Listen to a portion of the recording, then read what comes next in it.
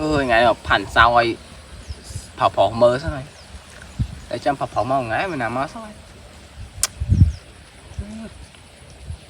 xa đó vừa đang phỏ đinh cho dạ mình đẹp cái đẹp mình đẹp cái đẹp mình xin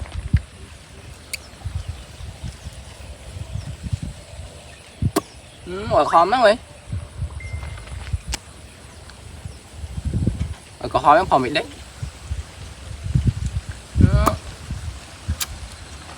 xa đó và nó xa đây và đang xa đây cho mười tiếp phỏ cái phỏ màu hết đây vì cha mới sắt này bán đây và đang bán đây cho mười tiếp cho mười phỏ màu vẫn và đang xa đây và đang phỏ chợ đinh thôi nhà nàyอย่างอดศพđó là một chim tàu đào mơ xảy ra thân còn mình chụp xảy ra đặt đào lên mình lấy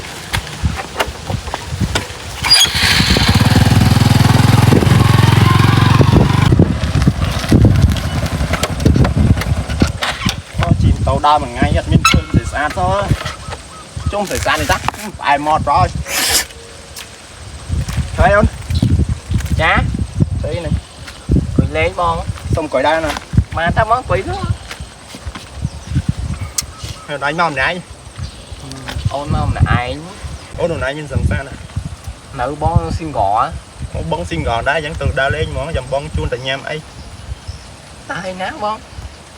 nham ấy chức năng nè tao tá bởi mở nha ban tốt con đặt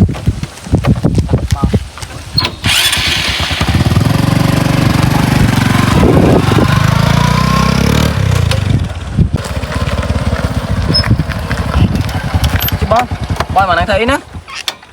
nó mình đánh một cười lên đường xanh boy tha từ tây nhây nhâm hôm nay mình thấy nó cười lên đường xanh cười lên nè cười nặng lên bó hôm nay bát bông xui xui cái bó hôm nay slime bông ạ slime mới thăm slime ba slime bông sơ mui bỏ như cái phía này bông mình khăn nhỉ khăn mình khoai là lỡ làm á bó mùi bó mùi bó ôi bó mùi ôi bông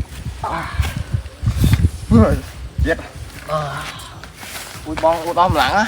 là ôn tụi anh nó hai với tụi anh mà tụi anh nhá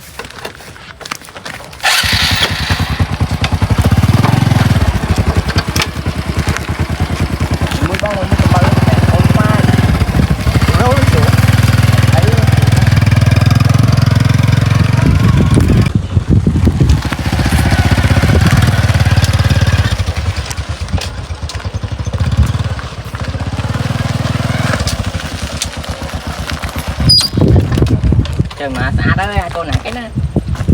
con mạnh nhau bo ôi là xa bên này bo xa bên ta nhìn xa đâu nữ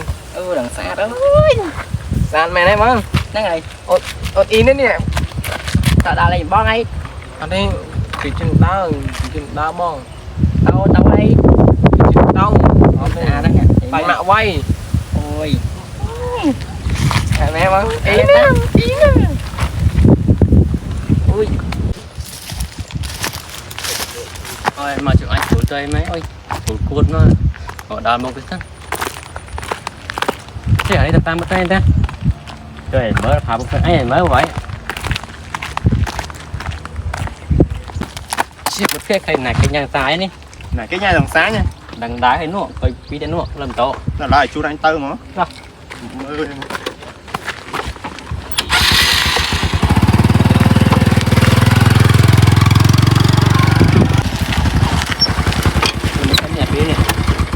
hôm nay thấy dần đậm không ô này cái sòng sao nhóm bó cho bón cho bởi coi sòng sao nhóm đây đây đánh sao ba mày vô sòng sao đồng phí bay rồi mang sao ba nó bón vô đồng phí ba sao ba tít mang sao ba nó dân mà dây xả gì đâu dân bay thêm hả ê bón còn bay rồi ở đây bay thêm hả ngồi đây bón bông ta bay thêm bón còn không mất chạy được không bón còn sao không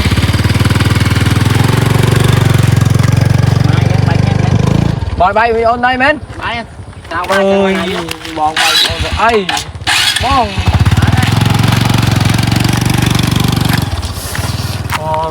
Chọc bà đó. Đừng cho vô sẵn sao. Pi khi nông phê tờ mùi vậy chết rồi.